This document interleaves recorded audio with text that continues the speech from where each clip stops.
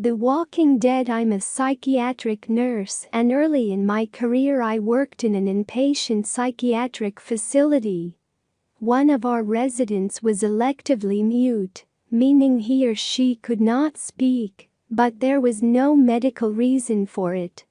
He had spoken before in his life, and in fact he seemed perfectly normal at the time, except that he was about 6 feet tall. He grew up in the Deep South and joined the army at 19, but disappeared one night. He was declared AWOL and was eventually declared missing and dead. 10 years later, a 7-foot-tall man walked into the emergency room of a Virginia hospital in my part of the Midwest and told the receptionist, "My name is Marion Duchenne, not my real name, and I'm dead for 10 years."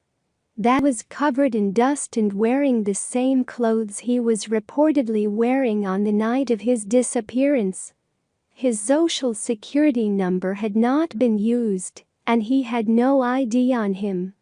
However, they were able to identify him, I assume, from his fingerprints. The family was notified, but they said they had already mourned their lost husband, and whoever claimed he was simply couldn't be.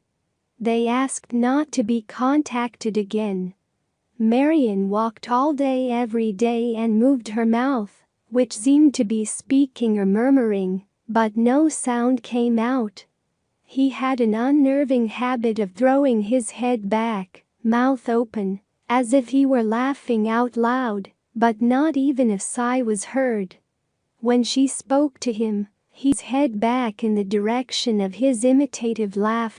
Various drugs were tried, but they did not affect him either positively or negatively.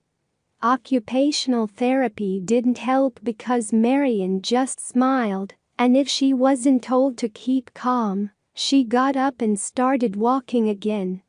On my last day at this job, the last thing I saw was Marion pacing the parking lot, throwing her head back to laugh.